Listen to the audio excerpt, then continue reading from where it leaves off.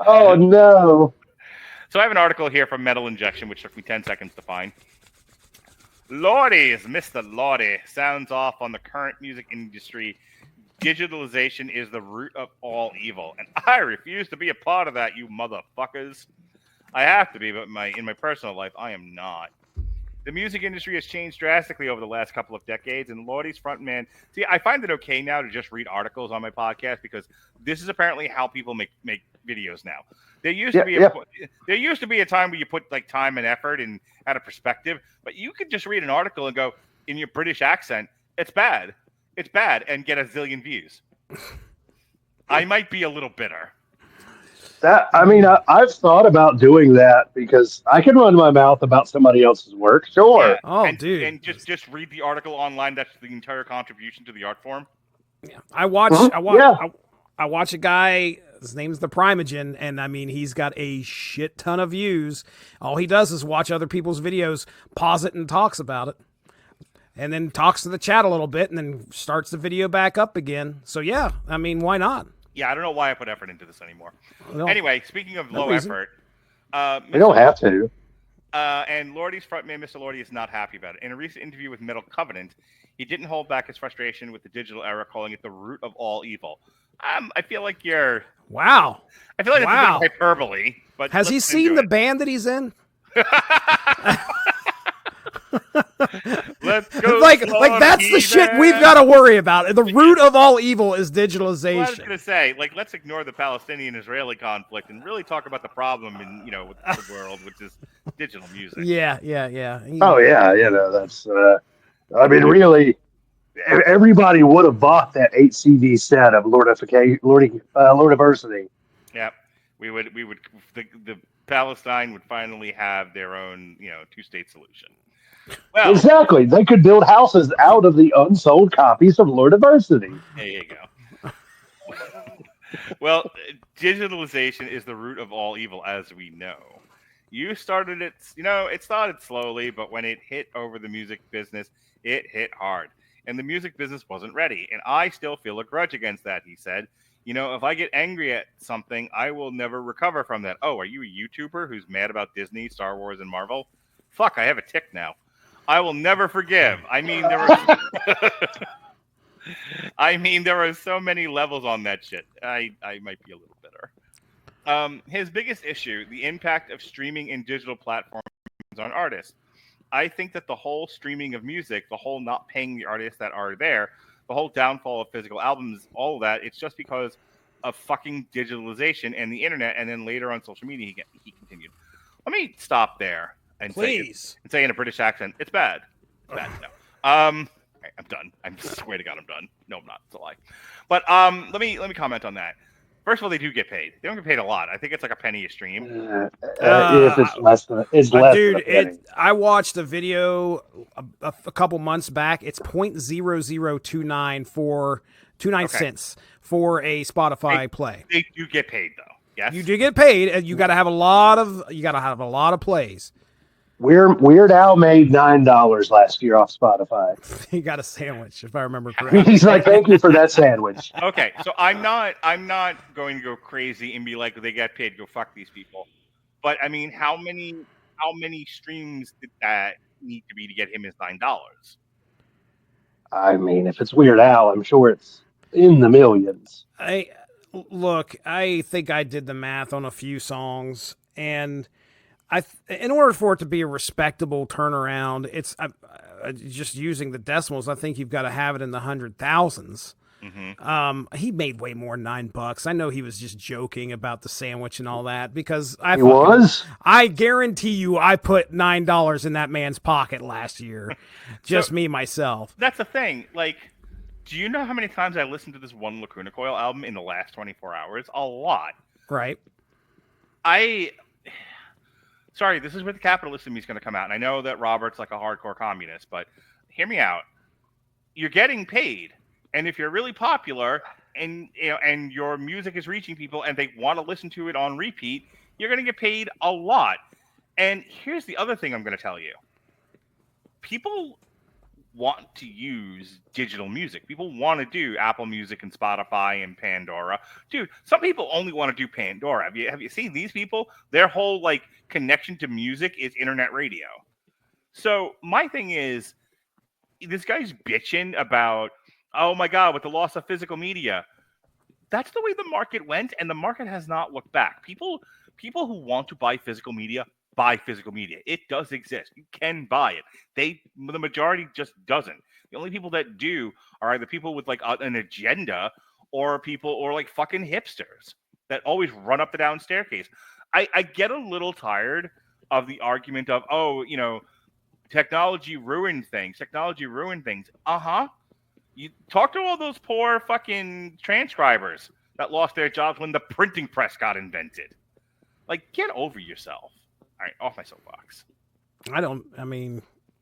Look, I'm sorry, but technologies, once that genie is unleashed from the bottle. I was going to say, if you start, like, defending it, Mr. fucking AI. No, there's no way. There's no way. I mean, the thing is I understand the struggles. I understand being upset, but you can't put it back in. Once it's out, it is out.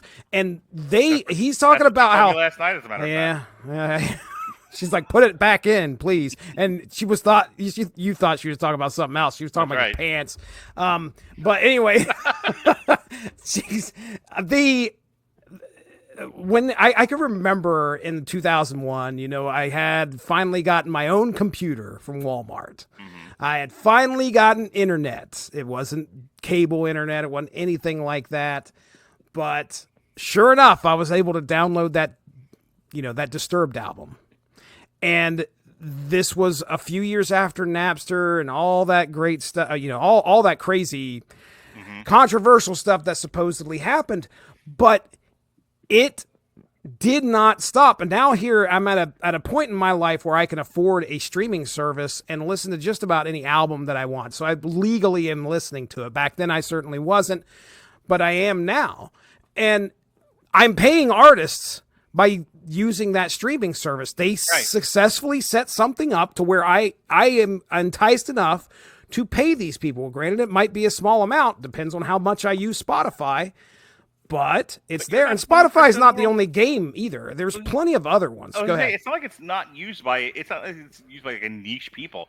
Like I said, most humans at this point are doing some form of digital music using some kind of a streaming service, whether it's Pandora or Spotify or Apple Music or YouTube. Entirely. Yeah, YouTube, and that's if they're fucking even listening to music. A lot of people, you know, younger than us, like us old heads, we're sitting here having a fucking conversation about, you know, like modern music. I pull my kids in here. I'm like, "What do you listen to music from?" And they're gonna tell me, "Fucking TikTok." TikTok. If it ain't on TikTok, they ain't never heard of it. Right. This is why there's so many fucking channels now of, you know, random group of black kids listen to Black Sabbath for the first time. You know, and like the whole reason they're listening to it is to make content for YouTube. All right, I'm gonna shut up and I'm gonna shut Jesse up because Robert looks like if he doesn't weigh in here with the opposing argument, he's going to throw poop at us from North Carolina. I mean, I was actually rolling my eyes at just how there's a lot of songs now that get really big off of TikTok. Yeah. And the main goal of the pop music genre in a lot of ways is to make a 15-second bit. That's all you need, and then the rest of the song kind of just exists around it. Yep. I mean, I do. It's one of those things. I don't think that digital music is the root of the problem necessarily. I believe it's the fact that you have these companies that, I mean, I don't know how much they make off per stream, for example. I don't know how much they're going to be making versus how much they give the artist. I don't know that. But I do believe a lot of ways it's just art becoming just less and less of a commodity that they're making people. There is an argument to saying that art is now devalued. Yeah, yeah. I mean, and it's something that, which I know we have fun with AI, and I don't believe that, which I don't do much AI stuff myself, but it's something that I read. It was a good point. Excuse me, Dave. I love you. I have to say to my cat every time I move him. But it was talking about how, in a lot of ways, AI is a rich man's way to be able to get artistic service without needing the artist itself, thereby taking away the artist's ability to become that very same level of richness, if you will. It's taking away just ways to make revenue, sadly. Uh, and I feel like the digitalization part, it's a very similar conversation that I was having with Nick about the NIL deal that they have with college sports now. It's not the root of the problem. It's just the way that everything's split is skewed so high to the top, which is my problem with a lot of things right Okay, now. but again, I say if people didn't want it, you wouldn't have it. The reason that people want it is because unfortunately it's very cheap and convenient. I get that. Yeah. Like I use Spotify, I pay for it. It's just unfortunate You stopped that buying cassettes. You were weren't it like? So he probably didn't stop buying cassettes, dude. He's still I mean, probably I getting don't this. I don't really buy many physical CDs just because I don't listen to them all that often anymore. Well, I was going to say Uh, a large part of this podcast was you telling me about the CDs you bought in the dollar bin. Oh yeah, no, I still have a massive CD collection. I still do buy a couple a year. What I've really started doing is if I'm wanting to support a band, I'll buy merch. Yeah. Because it's also, along with the streaming problem, you have the fact that there's no money in touring anymore because now you have a lot of venues that want a cut of your merch sales. And then you have things like Ticketmaster that are just ungodly horrible for everybody. Again, it's just I will ways to tell you that siphon more. there is money in touring. There's money in doing festivals. Have you noticed that there are less tours now, but there are now 800 festivals a year, and bands will just do festivals. I've actually heard bands talk about this. Like when I went to Rockville last year, I was talking to people, and I was hearing other people's conversations about how for a lot of bands, especially either bands that are not huge or bands make it like Biohazard, for example. There is no point in Biohazard doing a tour. No one's heard of Biohazard for 20 years. But people still remember Biohazard, and the people that remember Biohazard will go to Rockville, Download, Soundshock, whatever. Yeah. And so, like, we'll play this, we'll get our fee, and we'll have a huge crowd, and then we'll move on to the next fucking show. Right, which I will say, just as somebody who kind of lives in a musical desert, sucks for me. Because we had that Blue Ridge Rock Festival. You remember that? Remember that disaster? Good times. That was so bad. When I went to Rockville last year, they were advertising like 5 other festivals. Yeah, I mean, in terms of festivals, like, yeah, it definitely makes sense. You make it an event thing, make it a weekend for people, make it an experience. But I just feel like the old touring model, like, so with your, go to your bar, or your venue like that, your touring venues, that now with them wanting to take 30-40% of your merch cut or something, it just makes it to where it's a lot harder. Which tells it's you a lot harder to. I was gonna say, which tells you the venues aren't making money. Like something has happened to the industry where somehow no one's making money in music. That's hilarious to me. Yeah, well, and the ticket prices are twice what they were. So Ticketmaster's the root. I mean, when my girlfriend was like, "Why don't you go see this band that you want to go see?" and I'm like, "No, I don't want to spend $50." And it's one of those things. I truly feel like it's got to be something like a Ticketmaster. I will put Ticketmaster on blast before I'll put on Spotify because everybody hates fucking Ticketmaster. Right. Because I mean, literally, like the fees that they charge you, it's literally for digital distribution. Like there should not be a processing fee. Bitch, you don't process anything. Let me finish up this thing here. His biggest issue: the impact of streaming and digital platforms on artists. I think the whole streaming of music, the whole not paying the artist. Okay, I read all this already, and I said they do get paid. Get a hold of yourself. Unlike many musicians who have reluctantly adapted, Mr. Lordy has taken a firm stance against social media and digital communication on his personal life, and I refuse to be a part of that. I have to be, but in my personal life, I'm not. I've never, for example, been on social media for a second in my life. I've never had Facebook, never been on Facebook, never been on Instagram, and I've never been on any of that shit, and I never will fucking do it. Good for you. His aversion extends to email as well. I don't even read my fucking emails. Okay, psycho. and my bills still come to me on paper. I pay extra for companies to send me extra bills. Okay. That's just a skill issue, bud. I'm sorry. That's all. I mean, What? that's I hate personal to be that guy, but okay, Boomer. Like, yeah, I understand that, but also the reason I made the face when he said I don't do any promotion, like, unfortunately, that's how all these bands get all these views now. Like, I've heard there was one. There's actually one band that I had heard from a Instagram reel, which I found out this is how they have millions of views, is because they just take popular reels and just people maiming themselves and put their music over it, and then that's how people discover them, as well as them getting thousands and millions of views on their personal YouTube for it. Jesse. Modern problems require modern solutions. Jesse. Right. I feel like we've been going about the whole like Suno AI music thing all wrong. okay. Hear me out. And Listening. Coop just gave me the inspiration. What if, Jesse? What if we take the next song, right, and we just find some random girl who's jiggling her Yeah. bits. Okay? It's all jiggle bits. And Or we put our song over her jiggle bits. And or you put that song over somebody getting hit in the nuts. I don't see why we can't do both. It's just our songs are what, 3 or 4 minutes long a piece, sometimes less. Right. And it's just all alternating between jiggle bits and guys getting hit in the nuts.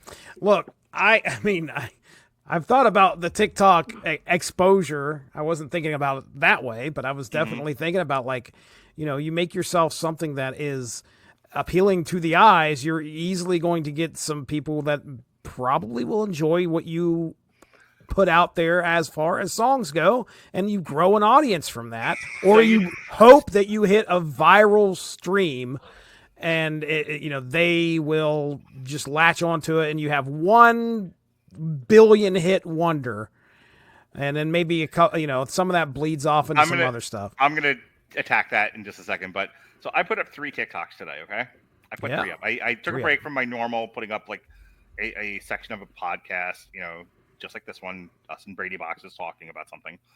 I put up 3 podcasts. I put up a picture one, and it's my kids reading books because I must be patted on the back incessantly about my parenting.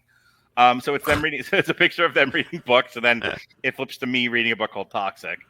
And then I put up. So my girlfriend saw my keys for the first time, and she paid attention to it. She's like, "You have an excessive amount of keys. What are you, the fucking janitor?" And so all weekend she's like, "You need a key audit." So then I said something in front of my son about it, and he agreed with her. So I left him on the side of the road. That'll learn you. And but when I went back to pick him up, I was like, all right, let me do this now. And I'm like, I'm so sick of like trying to put meaningful, intellectual, ascendant content on social media. There's no market for it. So I'm just going to be like every other plum retard out there and put whatever I'm doing. I saw a great meme the other day that said never had a generation recorded themselves doing so little. And I'm like, yeah, right, dude. That's where I got to be right now. Right. That's the market.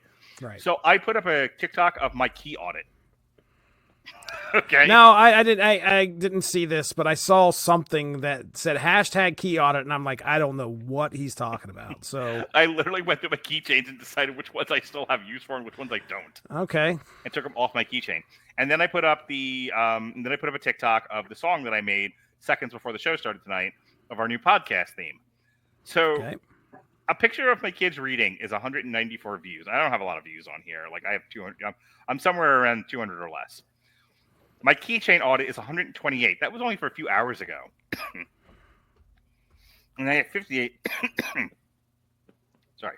I have 58 views on the theme. The one I pinned at the top, I have 82 views of Chain of Custody. Right? And then, like my other ones are somewhere like 100 to 200, some are less. Okay, the one I did of my kids, there was 4 pictures of them progressively getting sadder with each Snow White poster, which I cheekily named Progression of Sadness and Dreams Dashed Upon the Rocks because I'm hoity. And hoity. That's 800 views. So, yeah. By the way, my last thing I'm going to say about this, and then we'll where the fuck are we? Oh, I have one more video to play because we did the Lordy article. I figured I'd play one of his videos. This is a new album out. But Give him some promotion since he won't do it. I was gonna say, Mr. No fucking promotion. Have you guys seen the Timothy Chalamet skit from SNL where he plays the rapper? And they're asking him about his song, and he's like, "What? I'm supposed to have other songs?"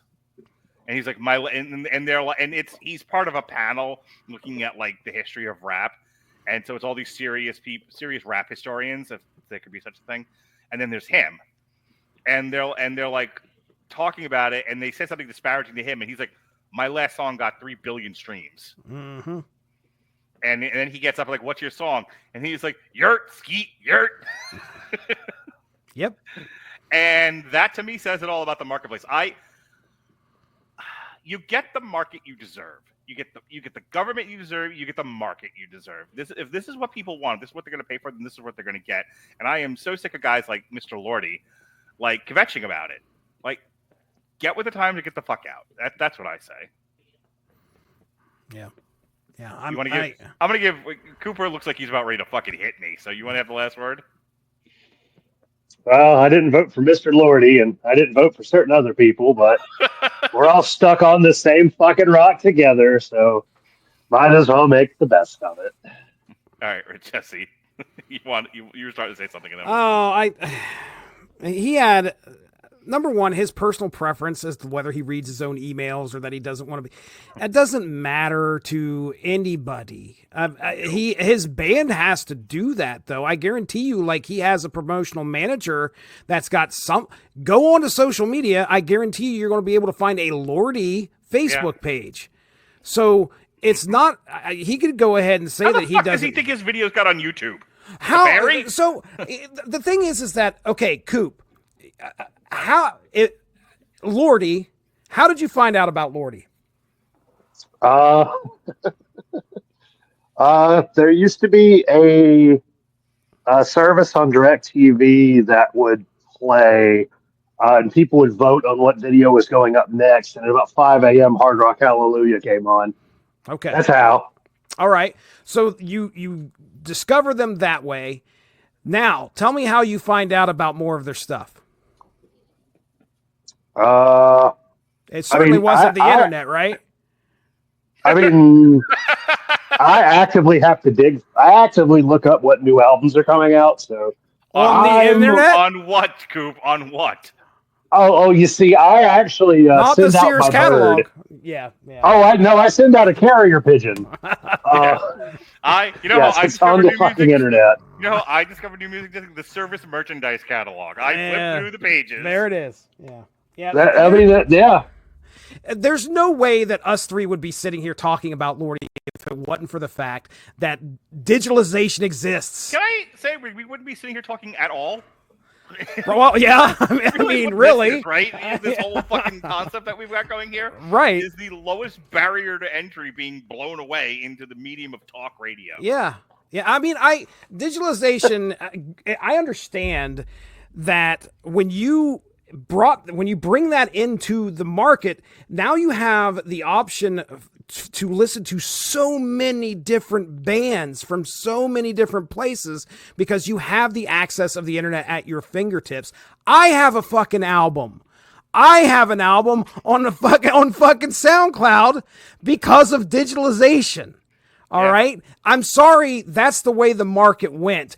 Imagine if we didn't have that. Imagine if back when Lars and the whole Napster thing hit and they really clamped down and somehow was able to stop MP3s and CDs from getting copied.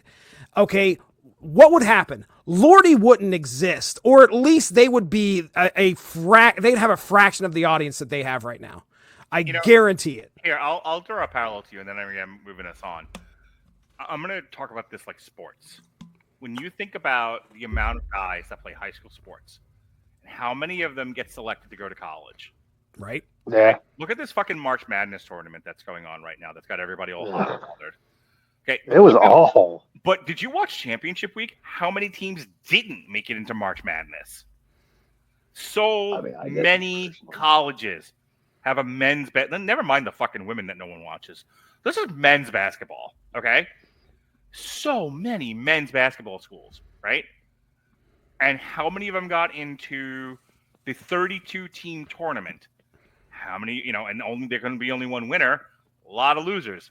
My point is, how many of those college basketball guys are going to make it into the NBA? There's only, 24 teams total? No, How many teams? that's 30. You say And like it's I was way the fuck off. You were about 20% off there, champ. And it's 64 teams in March Madness. Whatever. My numbers don't matter. Anyway, Numbers don't matter. I get Scores don't matter either. I see the picture you're painting. Continue. Thank you. So you look at the amount of guys that go all the way from college all the way to the NBA. It's like 0.0000001% of people who play college, who play high school, go all the way to pro. If you think about that in terms of music, right? Because I know as soon as Jesse was just like, you wouldn't know Lordy if you didn't have digital music. And Robert Cooper went tape trading. How many guys, a part of the tape trading circuit back when Metallica was doing that, when Lars was trading tapes with people, made it to mainstream heavy metal? How many? Right. Not many. Metallica is a success story amongst a zillion bands. How many bands do you think on average in just the United States alone get started in January and are done by December because they can't fucking make it? Like, even with no barrier to entry anymore, digital music, free distribution. Jesse and I make a song every month and throw it out there to cost us subscription services. Right. Nothing. Hardly anything. It costs nothing. And granted, we're not getting paid for it either, but that's just the point. Like, once the barriers came down, it becomes next to impossible to make money at any of this. I remember, like I said, this will be really the last thing I say. I've been really bent out of shape lately. I don't know if you've noticed. I thought you were in pretty good shape. About being a content creator, because I started this in fucking 2006 when podcasting was brand new. Mm-hmm. And I got laughed 1,000 times over by people who put out the dumbest content ever. And I had to take a step back and go, that's what the marketplace wants. You want to do smart stuff? Maybe you find an audience that likes smart stuff, but it's not going to be enough to pay the bills. However, you want to join virtual lynch mobs and put out dumb shit that people can easily relate to. There's a billion of them out there. You can make a living at it, but you're also right. Yeah. I can't tell you how many. This past week with Snow White really put me over the edge, because I can't tell you how many videos I saw of people I'd never even heard of, not my normal content creators that I follow. I mean, a zillion other ones, all putting out videos about Snow White. To the point where I had to make fun of them on Damn You Hollywood, and then Robert was like, "But the marketplace." And I'm like, "Yes, the marketplace is full of stupid." It's because people, what did George Carlin say? Think of the average person. Remember, half of them on the other side of the curve.